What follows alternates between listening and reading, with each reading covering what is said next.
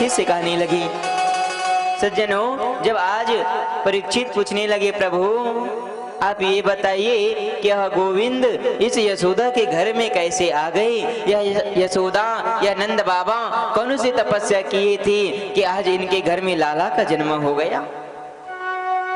कि आज बहुत सुंदर श्री सुखदेव जी महाराज राजा परीक्षित को नंद और यशोदा की पूर्व जन्म की यह कथा बतलाते हुए कहने लगे हैं कि हे परीक्षित, ये नंद और यशोदा कोई साधारण मनुष्य नहीं है, कोई साधारण ग्वाले नहीं है, तो कौन है भगवान? तो कहने लगे, हे परीक्षित, ये जो नंद बाबा है, यह नंद बाबा द्रोण नामक गंधर्व है। ये नंद बाबा द्रोण नाम के गंधर्व और मैया धरा नाम की यह गंधर्वी है।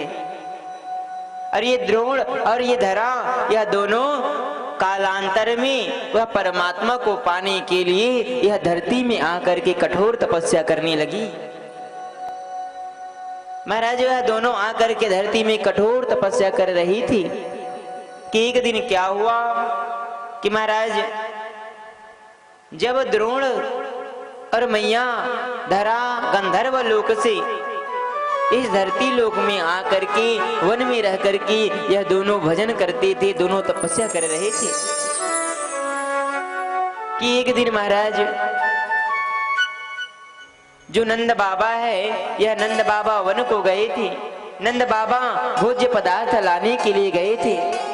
और सज्जनों, इधर धरा मैया कुटिया में अकेली थी कि कुछ संत आकर के भोजन की गुहार लगाने लगे, भोजन मांगने लगे हैं कि मैया भूख लगी है, मैया हमको भोजन दे दीजिए,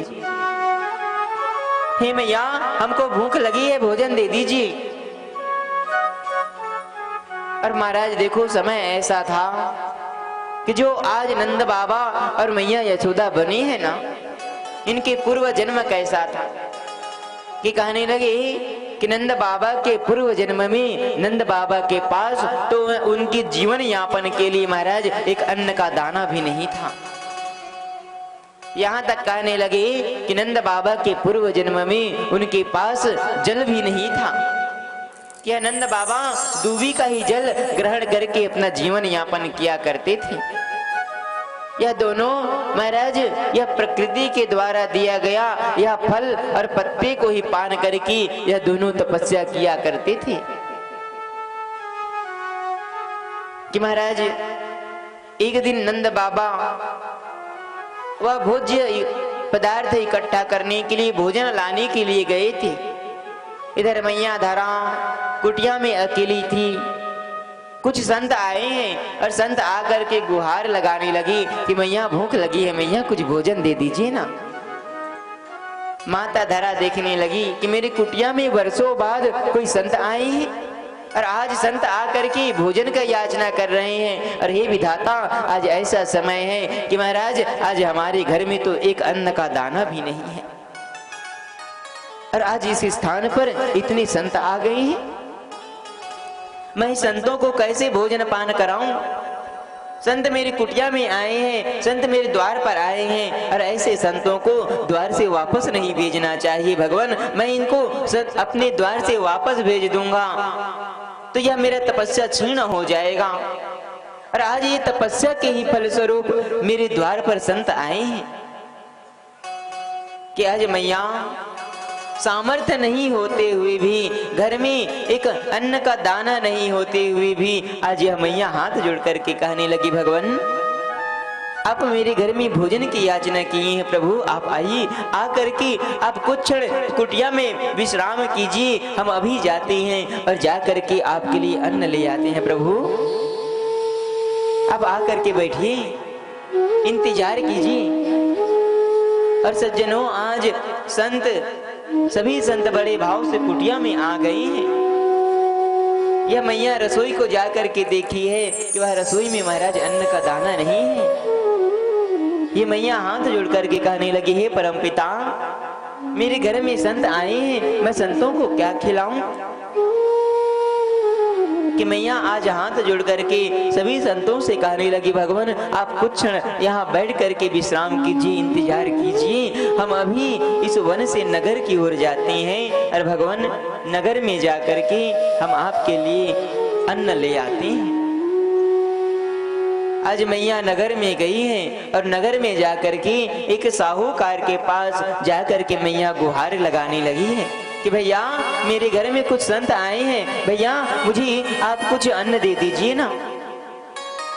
वह साहूकार कहने लगा, देवी ये बताओ तुम्हारे पास धन है? देवी द्रव्य लाई हो? मैया कहने लगी, भगवान द्रव्य तो हमारे पास नहीं है।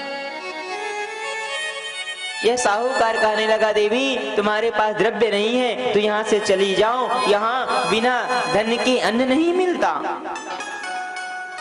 आज मैया हाथ जोड़ करके गुहार लगाने लगी, भगवान आप हमको कुछ अन्न दे दीजिए ना, हम आपके यह अन्न का मूल्य एक दिन अवश्य ही चुका देंगे। मैया आज मैया हाथ जोड़ करके और महाराज नेत्रों में अश्रु प्रवाहित करती हुई वह मैया गुहार लगा रही थी। ये साहूकार कहने लगे, मैया तुम यहाँ से चली जाओ, हे देवी तुम यहाँ से चली जाओ, यहाँ बिना धन का अन्न नहीं मिलता है, तुम्हें अन्न लेना है तो जाओ और जाकर के धन लाओ, पहले द्रव्य लाओ तभी अन्न मिलेगा। आज मैया बहुत गुहार लगाई है परंतु मैया को अन्न नहीं मिल पाया कि महाराज आज मैया उदास होकर के वह परमात्मा को भजने लगी, वह परमात्मा से प्रार्थना करने लगी कि हे गोविंद अब मैं क्या करूं, हे प्रभु आप आज आपने मेरे घर में संतों को भेज दिया भगवान, और उस संतों को खिलाने के लिए मेरे पास अन्न नहीं है, मैं क्या खिलाऊं प्रभु, मैं उस संतों को क्या खिलाऊं कि आज मेरे पास धन नहीं है, और जब तक धन नहीं रहेगा तब तक मुझे अन्न नहीं मिलने वाला, मैं क्या करूं भगवान। कि आज वह साहूकार कहने लगे, देवी तुम्हारे पास धन नहीं है इसीलिए तुम अन्न नहीं ले पा रही हो, हे देवी तुझे एक शर्त पर यह अन्न मिल सकता है। वह मैया हाथ जोड़ करके कहने लगी, प्रभु कहने लगी, भैया कहिए ना क्या शर्त है, मैं अन्न को पाने के लिए मैं हर शर्त को अपनाने के लिए तैयार हूं, भैया आप बताइए ना क्या शर्त है। वह साहूकार कहने लगे कि देवी तुम्हें अन्न चाहिए ना तो अन्न तो मैं दे दूंगा, परंतु यह अन्न के बदले तुझे अपना तन देना पड़ेगा। हे देवी तुम यह अन्न को पाने के लिए अपने तन को मुझे दे दो और अपने तन को देकर के यह अन्न को ले जाओ। और सज्जनों आज समय ऐसा आ गया था कि महाराज आज वही धरा वह संतों की भूख मिटाने के लिए जो आज अन्न लेने के लिए आई थी, हाथ में धन नहीं था, इसलिए आज मैया वह धन के बदले अपने तन को ही दे दिया। कहा भैया आपको इस तन से मोह है ना भगवान, आपको यह शरीर से मोह है और मुझे वह संतों को भोजन खिलाने के लिए अन्न की आवश्यकता है, और आज आप अन्न के बदले यह तन को मांग रहे हो कि आज वह मैया अन्न को लेकर के महाराज अपने तन की आधा भाग को दान में दे दिया है। आज मैया अपने वक्ष स्थल को काट दिया और वक्ष स्थल को ही इस साहूकार को दे दिया है, और साहूकार को दे करके कहने लगी, भैया आपको इस तन से प्रीति थी इसीलिए आप यह तन को रख लीजिए। और भगवान आज मेरे घर में तो संतों का आगमन हुआ है और वह संतों के सामने यह तन भी कुछ नहीं है, और आज यही धरा वह संतों की सुधा मिटाने के लिए, संतों को भोजन खिलाने के लिए अपने शरीर को ही दान में दे दिया है महाराज, और शरीर को बेच करके आज अन्न को लाई। अन्न ला करके मैया बहुत सुंदर जब भोजन बनाई है और भोजन बना करके संतों को परोस रही थी कि आज मैया के वक्ष स्थल से रक्त प्रवाहित होने लगी। जब सभी संत भोजन पान करने के लिए बैठे, मैया भोजन पान करा रही थी, वक्ष स्थल से रक्त प्रवाहित हो रहा था कि आज संत यह रक्त देख करके कहने लगे, हे देवी ये रक्त कहां से प्रवाहित हो रहा है, हे देवी रक्त कैसा। आज मैया धरा हाथ जोड़ करके रोने लगी है और रोती हुई वह कहने लगी, भगवान जब आपका हमारे घर में आगमन हुआ था प्रभु, हम तो वहाँ इंद्रलोक की अप्सरा हैं, ये इंद्रलोक के गंधर्व है। और महाराज हमको जब इंद्रलोक से त्याग दिया गया कि हम इस धरती लोक में आकर के भजन किया करते थे प्रभु, हम स्वयं अपने जीवन यापन यह प्रकृति के द्वारा दिए गए यह फल यह पत्र को पान करके जीवन यापन किया करते थे।